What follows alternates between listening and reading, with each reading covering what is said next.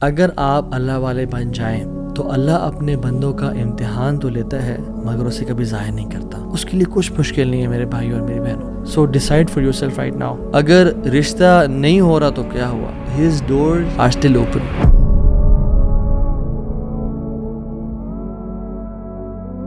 بسم اللہ الحمد للہ والصلاۃ والسلام علی رسول اللہ وبعد. اعوذ باللہ من الشیطان الرجیم. رب اشرح لی صدری ویسر لی امری واحلل عقدۃ من لسانی یفقہوا قولی. اللہم ارنا الحق حقا وارزقنا اتباعہ وارنا الباطل باطلا وارزقنا اجتنابہ. اللہم انفعنا بما علمتنا وعلمنا ما ينفعنا وزدنا علما آمین یا رب العالمین.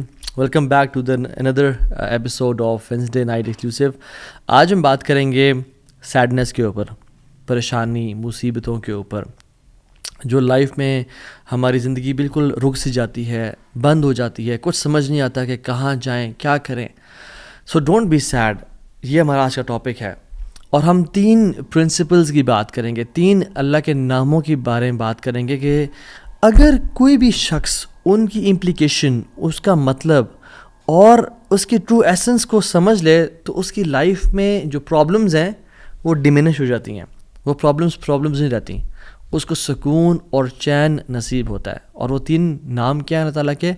قادر، قدیر اور مقتدر. ان تینوں کا تقریباً ایک ہی مطلب ہے. قاف، دال اور را ان کا روٹ ورڈ ہے.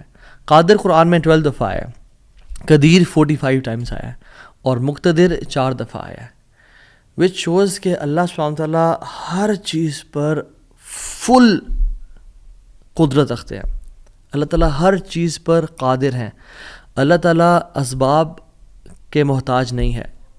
جو مسلمان ان ناموں کو سمجھ لیتے ہیں نا، اور آج ہم سمجھیں گے ناموں کو، اور اس کی وجہ سے آپ دیکھیے گا by the end of the session کس طرح سے ہماری مصیبتیں، مشکلات ہمیں چھوٹی ہوئی نظر آتی ہیں اور ہمیں کچھ پرنسپل سمجھ میں آئیں گے کہ ہم کس طرح سے اللہ تعالیٰ کی اس سیکرٹ ڈور آف ہیپینس کو انلاک کر لیتے ہیں. خدا کی قسم مسلمانوں ہمیں خوش ہو جانا چاہیے.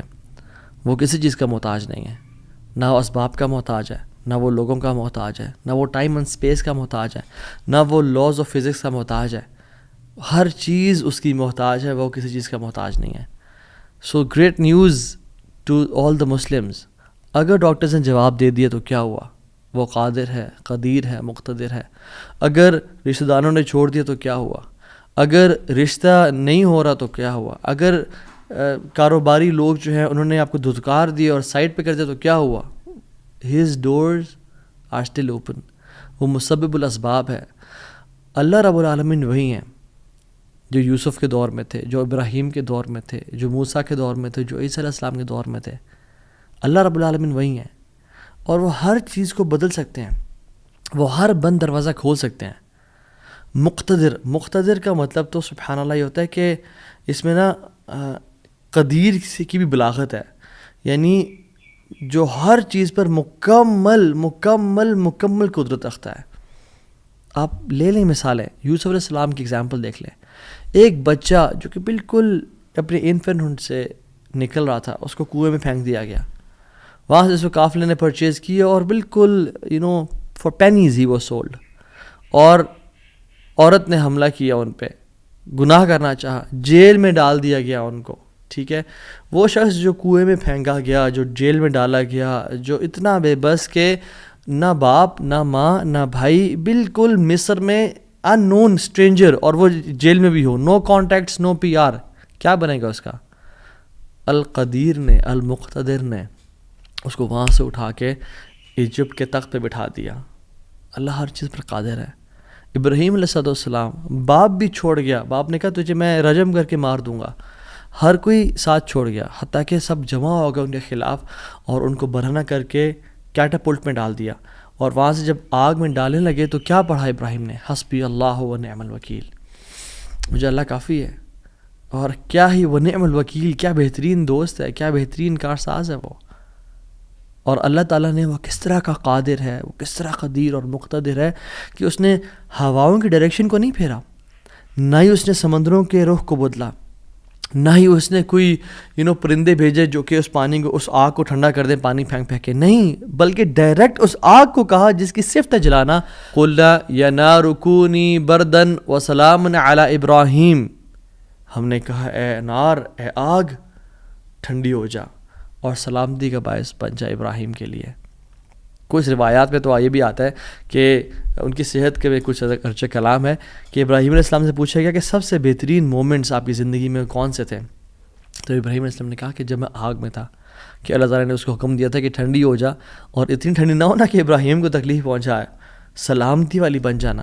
تو those were the best moments that I spend in my life. اور وہ کس طرح سے ٹھنڈی ہوئی کہ صرف ابراہیم کے لیے ٹھنڈی ہوئی، لیکن جو رسیاں ابراہیم علیہ السلام کے ہاتھ پہ بندھی ہوئی تھی ان کے لیے ٹھنڈی نہیں ہوئی.